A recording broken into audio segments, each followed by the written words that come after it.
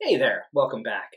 Will here, and I wanted to talk a little today about an announcement that happened yesterday that I wanted to be really excited about. Last time I posted a video, which was a while ago for various reasons, I was talking about the Pixel Watch and some of the shortcomings of it, and essentially mentioned that I just wished Google would bring back the Pebble smartwatch. And wouldn't you know it, but I want to say about a month later, there was an announcement that Google was open sourcing the software and that Pebble was going to make a comeback. And I got really excited. And then yesterday came the announcement, and yeah, Pebble's coming back, and I wanted to be super excited about it, and I'm not, and I'm kind of disappointed by that. I'm kind of disappointed for a couple of different reasons. So, like I said, this is the Pixel One, and I had the Pixel 3 for a while. The Pixel 3 had um, better battery life and a better display, but it's the third generation, so it ought to, right? Um, the other thing that kind of bothers me about this is this right here. It's almost April, and it's still on a November firmware. Hopefully that'll change in the next couple weeks, but there's just no telling. And honestly, I say that, but I don't know how much of the experience would be improved by software updates in the first place. And given that, though, it is something that maybe it needs a reiteration, maybe it needs a revolution. And that's what I was kind of getting at with the idea of Google bringing back Pebble, because an e-ink smartwatch with good buttons, with 24-day as opposed to 24-hour battery life, something integrated with Fitbit, yeah, sign me up. I'd be all over that. The problem is that it doesn't seem like the Fitbit announcement is that. So Fitbit was around, I think it was first launched in 2014 through a Kickstarter, and I had the original Pebble, the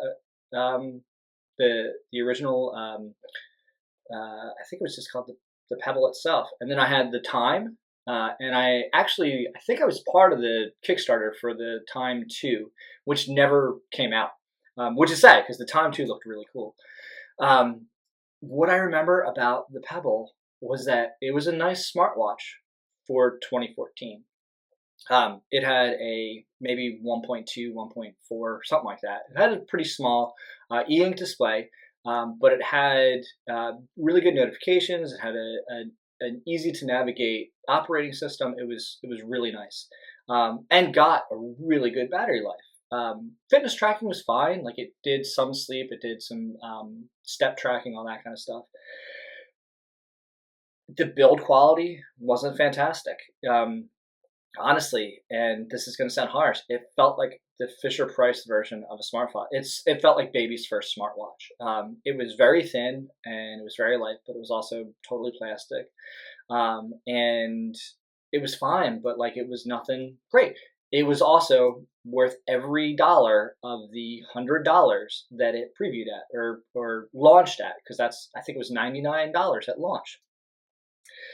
The new ones are kind of the same, and that's okay, except that it's 2025. Like, as much as I lament that this is on a firmware update from November of 2024, the fact that Pebble launched with a design from 2014, I'm disappointed by that, and I'm trying to remain open-minded, but it doesn't compel me to want to pre-order anything. I hope they prove me wrong. It's the same design, and apparently the founder discovered that someone had a stock of old cases for the Pebble and used those. And awesome. I mean, let's be honest. I posted that video in maybe October. No, it was early November, and the announcement that it was being open source was either later that month or early next month. It's mid-March, so 3 months have passed, and they're already online. They're already up for order. They're only going to be 10,000 made, so if you want them, you better get them quick. Kudos. That is a great production timeline. Like, that is impressive that they went from, here, I want to do this, to market almost in this amount of time. Apparently they'll ship in July. I wish there had been more, like, hold off another 2 months and make something that is super super compelling. There is another one that's coming in December, so 6 months away from the July launch. Um, it's the same design though. The case looks like it's metal. It's steel, maybe aluminum, not sure, but it is metal. It has a touch screen, a 1.5-inch touch screen, which is great.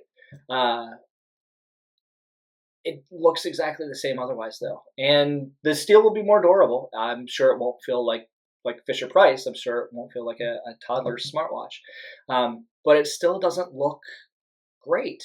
And it's launching at 149 for the base model, I'll call it, which is $15 more. In the original launched in 2014 for $99, and that is about 135, 136 in 2025 dollars. So it's $15 more expensive than that, and the other one I think is over 200. And I just feel like it's a missed opportunity. I feel like they had a real chance to advance smartwatches, advance like operating systems and wearables. Um, I'm looking forward to Generation Two, but Generation Two is going to be next year, and who knows where other smartwatches will be by then. But Pebble, I wish you the best. I hope you prove me wrong. And yeah, like I said, kudos on getting it out, getting everything like finalized in such a tight timeline.